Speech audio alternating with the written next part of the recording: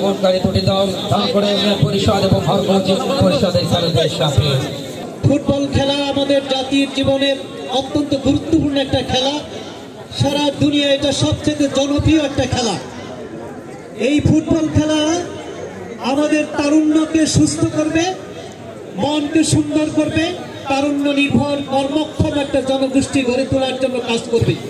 দেহকে সুন্দর করবে, দেহকে সুস্থ করবে, মনকে সুন্দর করবে। আর অবশ্যই তারা মাঠমুখী তাদের কর্মকাণ্ড পরিচালিত করবে। আজকের এই ফুটবল টুর্নামেন্ট সফল হোক। আজকের এই ফুটবল টুর্নামেন্ট আয়োজনের জন্য জেলা প্রশাসক মহোদয় এবং ইউনো মহোদয়কে আমরা আন্তরিকভাবে ধন্যবাদ জানাচ্ছি। আমি ভাবছি যে এখানে সম্ভবত অনেক লোক জড়ো হয়েছে, কারণ আপনার একটা বিষয়ে আপনার সূচিপত্র দেখে আমরা করি না যে অমুক চ্যাপ্টারে কি গিয়েছে। এই সূচিপত্র চ্যাপ্টারের ভিতর কি আছে সূচিপত্রটা আমি দেখছি আমার দুজন গ্রাম পুলিশ রাস্তায় বাস নিয়ে রাস্তা ব্লক করে আছে। তখন আমি আলীকে বলতেছিলাম ভিতরে মনে হয় অনেক লোকজন আছে, তখন আমি দেখতেছিলাম, আমার খুব ভালো লাগতেছিল। আমাদের মাঠমুখী যখন আমার তরুণ সমাজ হবে তখন দেখা যায় যে তারা বিভিন্ন ধরনের খারাপ কাজ বা যেই কাজগুলো আসলে কোনো ভ্যালু এডিশন করে না সমাজে, সেইগুলো থেকে দূরে থাকতে পারবে। আর আপনারা সবসময় খেয়াল করবেন যখন বড় কোনো জায়গায় একটা খেলা হয় ওই খেলাটার প্রভাব কিন্তু প্রত্যেক বাড়ি বাড়ি উঠানে উঠানে চলে যায়। আমরা দেখেছি আমাদের হাই স্কুলের মাঠে যখন খেলা হতো তো তখন ওই খেলা দেখে পরের দিন আবার প্রত্যেক বাড়ির উঠানে ফুটবল খেলতো মানুষজন। আমাদের এলাকায় বাড়িগুলো হচ্ছে চারপাশে থাকে, পিছনের সাইডে পুকুর টুকুর থাকে, আর মাঝখানে একটু অনেকখানি খোলা জায়গা থাকে, বিশেষ করে ধানের খড় টর পাট টাট এগুলো শুকানোর জন্য। এই ফাঁকা জায়গায় কিন্তু আমরা ছোটবেলায় যখন আমরা ঢাকা থেকে বা বিভিন্ন জায়গায় আমরা ছিলাম, রংপুরে গাজীপুরে বিভিন্ন জায়গায় আমার আব্বার চাকরির কারণে আম্মার চাকরির কারণে আমরা ছিলাম, বাড়িতে গেলে ওই ফাঁকা জায়গাটা আমরা ফুটবল খেলতাম, হাডুডু খেলতাম।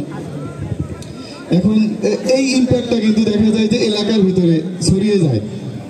আমার আজকে দুপুরের দিকে আমি এডিসি জেনারেলকে বলতেছিলাম যে আমাদের প্রিয়াঙ্কাকে একটু বলতে, কারণ ওর অনেক আগ্রহ খেলা দেখার, সে অনেক এক্সাইটেড হয়ে যায় খেলা দেখতে গেলে, গোল না হলে দুঃখ হয় আর গোল হলে খুশি হয়।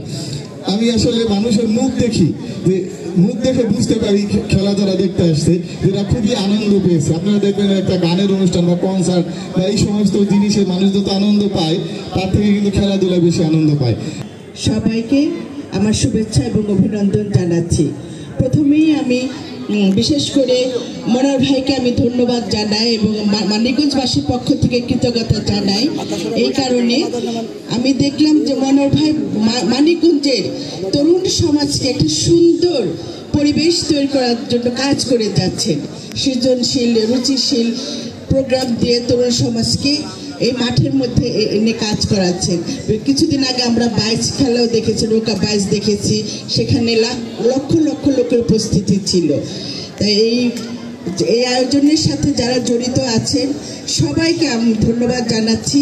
আমরা চাই বাংলাদেশ একটা সুন্দর রুচিশীল মানবিক দেশ গড়ে উঠুক।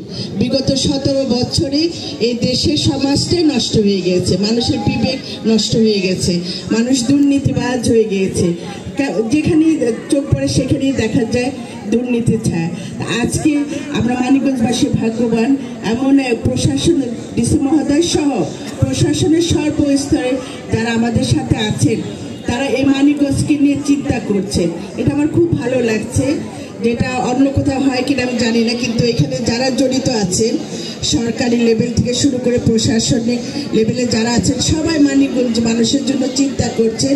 সেই জন্য আমি আবারও তাদের ধন্যবাদ জানাই এবং আজকে এই অনুষ্ঠানে আমাকে আমন্ত্রণ করার জন্য আমার ব্যক্তিগত এবং দলের পক্ষ থেকে সবাইকে ধন্যবাদ জানাচ্ছি।